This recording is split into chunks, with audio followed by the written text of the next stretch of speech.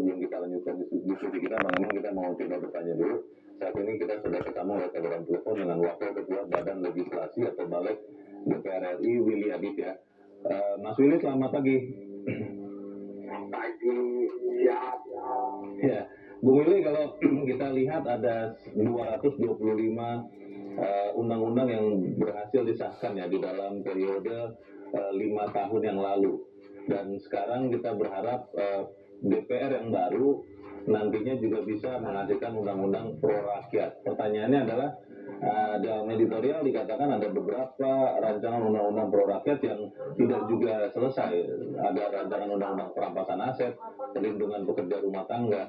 Itu sebenarnya tidak selesai karena tidak cukup waktu atau karena DPR memang tidak mau menjadikan undang-undang sekian rancangan undang-undang itu.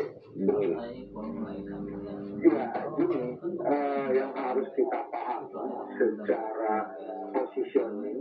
DPR itu bukan satu kesatuan politik. Kita harus tahu bagaimana sejarah parlemen itu kan ada yang progresif dan konservatif, kiri dan kanan. DPR adalah ruang pertarungan politik. Ada yang mengusulkan, ada yang menolak, dan ada yang diam-diam atau bahasa Bang Elman itu pur-pur saja, pura-pura kosong saja.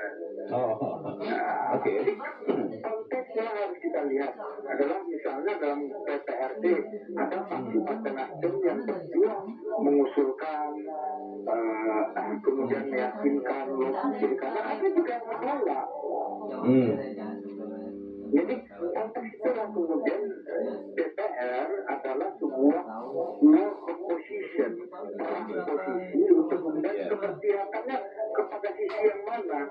Ada orang yang secara ideologi berpihak kepada kepentingan orang banyak. Ada juga orang yang kemudian menolak bahkan membela kepentingan yang segelintir orang.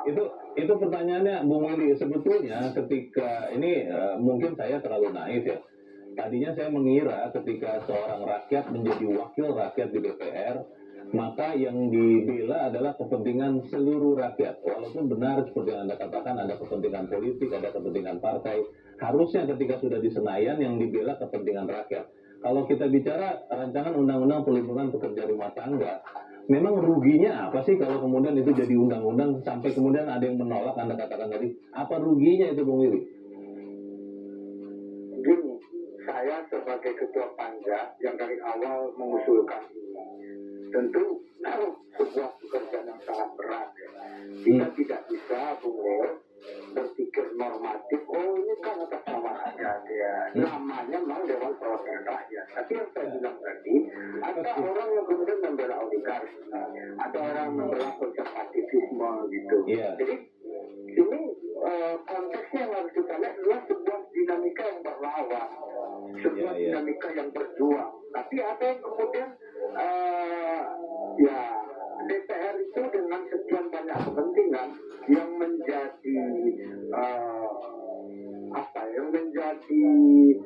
penyambung di samping satu dan lain adalah mekanisme namanya. Maka aturan tata tertib itu menjadi backbone penting di dalam berparlemen. Nah, dalam hal ini khusus untuk KPRT dia sudah ada surat presiden, sudah ada tim, tapi tidak kunjung turun dari pimpinan karena Rasim tidak pernah mendelegasikan itu untuk dibahas. Jadi pelanggarannya, kalau kita susah memverifikasi sikap dan pandangan politik keberkaitan.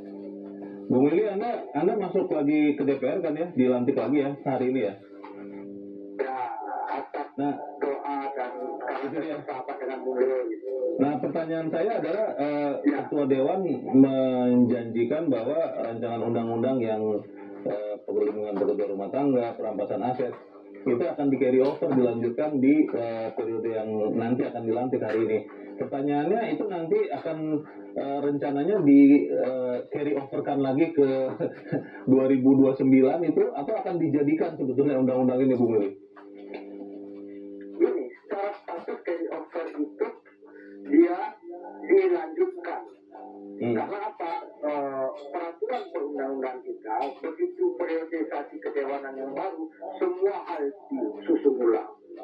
Kita bersyukur ini tinggal dilanjutkan. Tapi pertanyaan yang paling mendasar, apakah ini akan dibahas atau tidak? Nah, jadi itu baru status tuh. Oh, statusnya apa? Statusnya pacaran, tapi ketemu aja nggak pernah gitu. Statusnya apa? Statusnya ini apa namanya long distance gitu. Baik. Jadi boleh lah ya saya. Oke, boleh lah ya saya menggantungkan harapan saya kepada Bung Willy sebagai wakil saya juga, wakil rakyat, untuk menggolkan undang-undang perlindungan pekerja rumah tangga dan sekian rancangan undang-undang pro rakyat yang lain ya. Berani ya berjuang ya Bung Willy ya? Bukan berani, kami yang mengusulkan itu. Saya, Iya. fraksi Partai Nasdem mengusulkan ini dari awal sebagai pengusul. Yang kedua juga masyarakat hukum adat. Iya. Kita Dan sudah 2 periode kemarin, 2014, 2019, 2024, memperjuangkan ini, tapi banyak orang yang menolak gitu, Bung Leo. Baik, kita harap Bung Willy dan teman-teman di DPR nanti yang sebentar lagi akan dilantik lebih piawai lah ya melobi teman-temannya yang menolak RUU PPRT dan sekian RUU lain supaya kemudian kita masih percaya bahwa DPR itu Dewan Perwakilan Rakyat, benar-benar rakyat, bukan yang lain. Terima kasih Wakil Ketua Balik DPR RI Willy Aditya sudah menjawab kami. Selamat pagi, Bung Willy. Kepentingan rakyat atau kepentingan yang lain Bang yang kemudian mengganjal rancangan undang-undang PPRT dan sekian RUU pro rakyat yang lain? Ya sebenarnya kalau bicara tentang kepentingan rakyat, ya PPRT inilah Jelas sekali. kalau bicara kepentingan rakyat, ya perampasan aset lah. Itu kan menyangkut kepentingan rakyat. Misalnya perampasan undang-undang aset misalnya. Sepanjang korupsi ini tidak bisa diberantas, sepanjang itu juga negeri ini tidak akan bisa makmur, Tidak akan maju ya. tidak akan bisa maju. Iya. Dan Anda bisa bayangkan kalau sampai nanti, kalau sekarang hanya mungkin 30%, kalau sampai nanti sampai 60% APBN itu dicuri misalnya, Iya. bagaimana beliau bisa berharap negara ini makmur? Nah, Iya. itulah arti penting sebetulnya rancangan undang-undang perampasan aset. Begitu juga undang-undang PPRT ini. Kalau undang-undang PPRT ini tidak disahkan, bagaimana nasib rakyat kecil ini? Apakah karena mereka rakyat kecil, rakyat miskin, maka mereka tidak ada yang mempedulikan?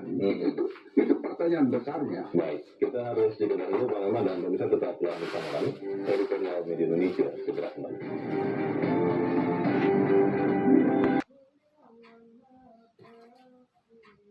Sekretariatan DPR RI akan memimpin upacara ini, dan pada jam 10 nantinya anggota DPR RI akan memulai untuk menyampaikan sumpah jabatannya terlebih dahulu, dan baik mulai dari DPR RI, DPD RI maupun MPR RI, berdasarkan pengamatan kami dari rundown yang telah disediakan, setiap lembaga dalam arti kata kepada lembaga eksekutif, legislatif, yudikatif yang hadir hari ini akan berpartisipasi selama kurang lebih 30 menit. Dan berkaitan dengan persiapan secara kelembagaan dan juga pemirsa, seperti yang diketahui bahwa kemarin DPR RI juga telah